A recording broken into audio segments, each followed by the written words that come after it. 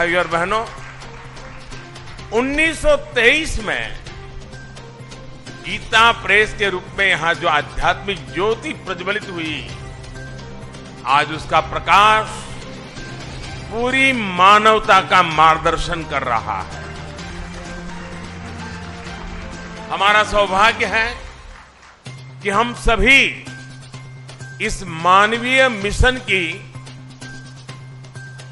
शताब्दी के साक्षी बन रहे हैं। इस ऐतिहासिक अवसर पर ही हमारी सरकार ने गीता प्रेस को गांधी शांति पुरस्कार भी दिया है।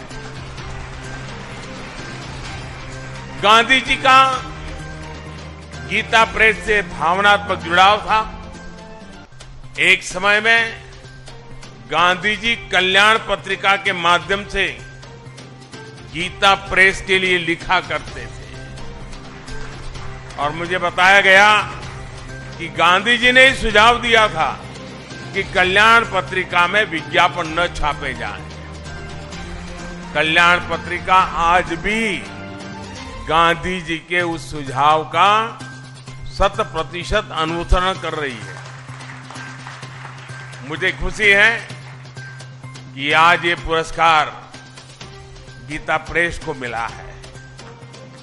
ये देश की ओर से गीता प्रेस का सम्मान है, इसके योगदान का सम्मान है और इसकी 100 वर्षों की विरासत का सम्मान है।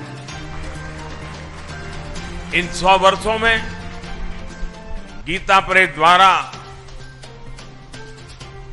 करोड़ों करोड़ों किताबें प्रकाशित हो चुकी है। आंकड़ा कभी कोई 70 बताता है, कोई 80 बताता है, कोई 90 करोड़ बताता है। ये संख्या किसी को भी हैरान कर सकती है और ये पुस्तकें लागत से भी कम मूल्य पर बिकती हैं, घर घर पहुंचाई जाती है। आप कल्पना कर सकते हैं इस विद्या प्रवाह ने कितने ही लोगों को आध्यात्मिक बौद्धिक तृप्ति दी होगी, समाज के लिए कितने ही समर्पित नागरिकों का निर्माण किया होगा। मैं उन विभूतियों का अभिनंदन करता हूं जो इस यज्ञ में निष्काम भाव से बिना किसी प्रचार के अपना सहयोग देते रहे हैं। मैं इस अवसर पर सेठ जी, श्री जयदयाल गोयनका जी और भाई जी श्री हनुमान प्रसाद पोद्दार जैसी विभूतियों के प्रति अपनी श्रद्धांजलि भी अर्पित करता हूं। साथियों, गीता प्रेस जैसी संस्था सिर्फ धर्म और कर्म से नहीं जुड़ी है, बल्कि इसका एक राष्ट्रीय चरित्र भी है। गीता प्रेस भारत को जोड़ती है, भारत की एकजुटता को सशक्त करती है। देश भर में इसकी 20 शाखाएं हैं।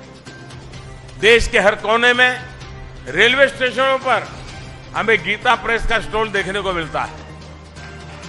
15 अलग अलग भाषाओं में यहां से करीब 1600 प्रकाशन होते हैं।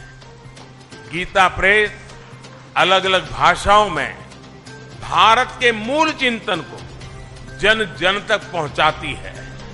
गीता प्रेस एक तरह से एक भारत श्रेष्ठ भारत की भावना को प्रतिनिधित्व देती है। साथियों, गीता प्रेस ने अपने 100 वर्षों की ये यात्रा एक ऐसे समय में पूरी की है जब देश अपनी आजादी के 75 वर्ष मना रहा है। इस तरह के योग केवल संयोग नहीं होते। 1947 के पहले भारत ने निरंतर अपने पुनर्जागरण के लिए अलग अलग क्षेत्रों में प्रयास किए। अलग अलग संस्थाओं ने भारत की आत्मा को जगाने के लिए आकार लिया। इसी का परिणाम था कि 1947 आते आते भारत मन और मानस से गुलामी की बेड़ियों को तोड़ने के लिए पूरी तरह तैयार है। गीता प्रेस की स्थापना भी इसका एक बहुत बड़ा आधार बनी।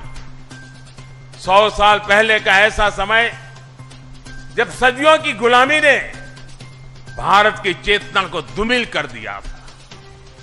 आप भी जानते हैं कि इससे भी सैकड़ों साल पहले विदेशी आक्रांताओं ने हमारे पुस्तकालयों को जलाया था। अंग्रेजों के दौर में गुरुकुल और गुरु परंपरा लगभग नष्ट कर दिए गए थे। ऐसे में स्वाभाविक था कि ज्ञान और विरासत लुप्त होने की कगार पर थे। हमारे पूज्य ग्रंथ गायब होने लगे थे। जो प्रिंटिंग प्रेस भारत में थे वो महंगी कीमत के कारण सामान्य मानवी की पहुंच से दूर थे। आप कल्पना करिए, गीता और रामायण के बिना हमारा समाज कैसे चला रहा होगा। जब मूल्यों और आदर्शों के स्रोत ही सूखने लगे तो समाज का प्रवाह अपने आप थमने लगता है।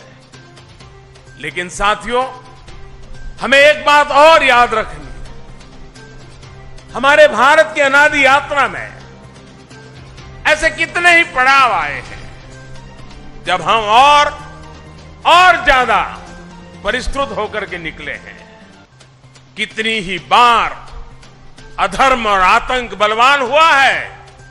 कितनी ही बार सत्य पर संकट के बादल मंडराए हैं। लेकिन तब हमें श्रीमद् भागवत गीता से ही सबसे बड़ा विश्वास मिलता है। यदा यदा ही धर्मस्य ग्लानिर्भवति भारत अभ्युत्थानम अधर्मस्य तदात्मानं सृजाम्यहम्। अर्थात जब जब धर्म की सत्ता पर, सत्य की सत्ता पर संकट आता है, तब तब ईश्वर उसकी रक्षा के लिए प्रकट होते हैं।